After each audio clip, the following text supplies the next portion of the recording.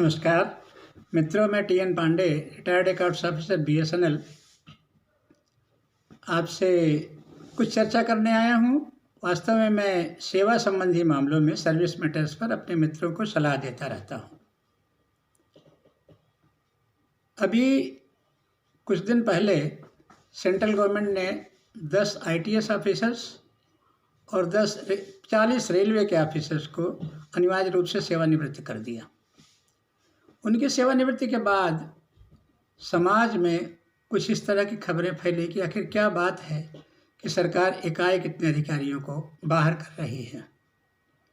वैसे भी काफ़ी दिन से नौकरियां न निकलने के कारण, बेरोजगारी बढ़ने के कारण लोग वैसे भी आलोचना करते रहते हैं, लेकिन इससे यह मैसेज गया कि शायद सरकार एस्टेब्लिशमेंट को और कम करना चाहती है। आखिर गवर्नमेंट सर्विस कोई क्यों करना चाहता है? गवर्नमेंट सर्विस करने के पीछे पहला लक्ष्य तो होता है रोजगार प्राप्त करना, एक बेटर रोजगार प्राप्त करना जहां एक स्टेटस की सर्विस मिले। दूसरे, हम देश के विकास में, देश की व्यवस्थाओं में भाग ले सकें। यह भी व्यक्ति की सोच होती है, केवल रोजगार प्राप्त करना लक्ष्य नहीं होता। हर गवर्नमेंट एम्प्लॉय का लक्ष्य केवल नौकरी करके पेट पालना नहीं होता, बल्कि वह देश के विकास में, देश की व्यवस्था में योगदान करना चाहता है, और अधिकांश लोगों की यही सोच होती है। लेकिन धीरे धीरे कई लोगों की यह सोच होती जा रही है कि सरकारी कर्मचारी केवल सेवा सुरक्षित रहती है, इसलिए सरकारी सेवा को प्राप्त करने की कोशिश करता है, और किसी भी तरह गवर्नमेंट सर्विस इसीलिए लेना चाहता है। जबकि वास्तविकता इससे अलग है।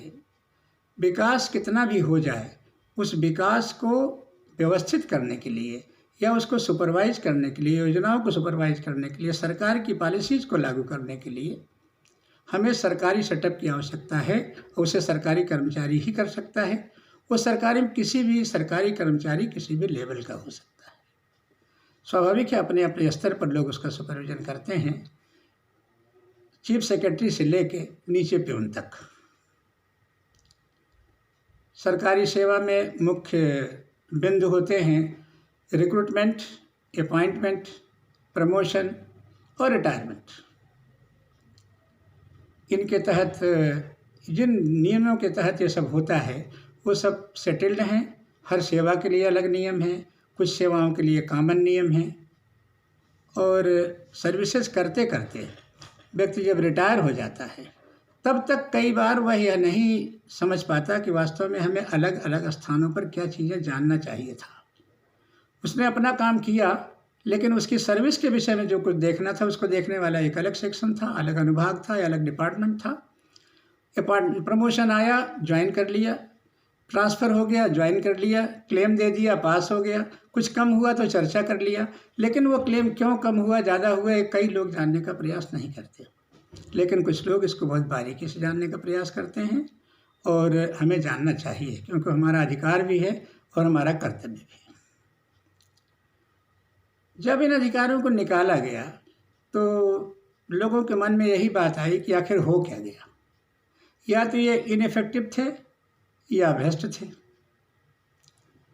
जबकि अगर किसी के खिलाफ किसी तरह का एक्शन होना है तो भारत का संविधान उसके तहत प्रावधान, अपने धारा 311 के तहत प्रावधान है कि आप किसी को बिना सुने रिवर्ट या सेवा से बाहर नहीं कर सकते।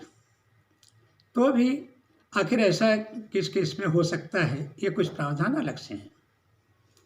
ब्रिटिश गवर्नमेंट में 1919 के पहले कोई रेगुलर कायदा नहीं था कि किसी कर्मचारी को कैसे लगाया जाए और कैसे निकाला जाए। जिसको नौकरी लगाने का अधिकार था, वही उसको बाहर कर दिया करता था। लेकिन 1919 के गवर्नमेंट ऑफ इंडिया एक्ट के तहत ये प्रावधान आया कि किसी को बिना सुने बाहर नहीं किया जा सकता, और वो व्यक्ति जिसने उसको अपॉइंट किया है, उसके नीचे का अधिकारी उसको सेवा से अलग नहीं कर सकता या रिवर्ट नहीं कर सकता। फिर अगले गवर्नमेंट ऑफ इंडिया एक्ट 1935 में प्रावधान आया कि नैसर्गिक न्याय के तहत उसको बचाव का पूरा मौका दिया जाए। और वही प्रावधान अंत में हमारे संविधान में भी धारा 311 के तहत हैं, जिसके तहत हमें जो निर्धारित मापदंड हैं, नौकरी के कंडक्ट के जो प्रावधान हैं, उनका पालन न करने पर अगर कोई एक्शन हो तो वो एक्शन 311 के तहत बनाए गए नियमों के तहत हो और हमें पूरा न्याय का मौका मिले।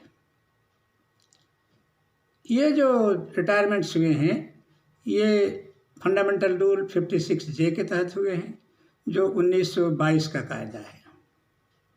इसमें डिटेल्ड इंक्वायरी की आवश्यकता नहीं होती है, लेकिन आपकी पूरी सर्विस का रिव्यू किया जाता है। पब्लिक के इंटरेस्ट में आपको सर्विस में रखना उचित नहीं है।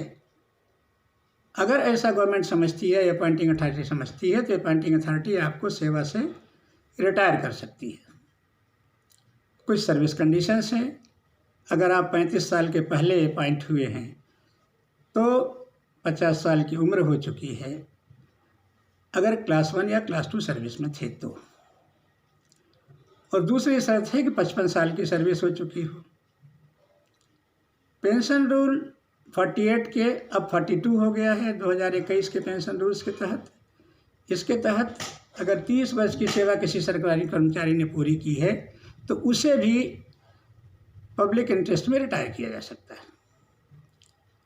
पब्लिक इंटरेस्ट में रिटायर करने के पीछे लक्ष्य यह है कि तुरंत जो एक्शन हुआ हो किसी चीज़ पर, केवल हम उसको ध्यान में न रखें, बल्कि उसकी पूरी टोटलिटी सर्विस की ध्यान में रखें। उसकी पूरी सर्विस में उसकी CR कैसी थी, उसकी इफ़ेक्टिवनेस कैसी है, इंटीग्रिटी कैसी है, और पूरी सर्विस में उसने छुट्टियां कैसी ली हैं। अगर ये सब ध्यान में रखा जाएगा तो पूरी सेवा को देखने के लिए एक पर्टिकुलर पैरामीटर बने हुए हैं। 6 महीने पहले तिमाही रिव्यू होता है, जिसके लिए रिव्यू कमेटीज होती हैं। फिक्स रजिस्टर्स बने हुए हैं, जिसमें आगे जिनका रिव्यू होगा उनकी लिस्ट भेजी जाती है, उनकी CRs भेजी जाती हैं, रिकमेंडेशन नीचे की अथॉरिटी से भेजी जाती हैं, और रिव्यू कमेटी देखती है कि इनको सेवा से पृथक करना आवश्यक है क्या।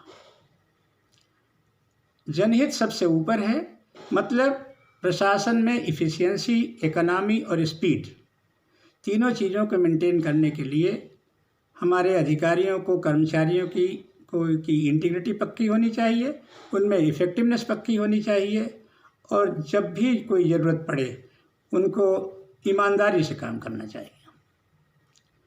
इसी के तहत इन्हें 56J के तहत रिटायर किया जाता है। रिटायर करने के बाद इनको यह छूट है, अधिकार है कि 3 हफ्ते के अंदर रिप्रेजेंटेशन कर सकते हैं।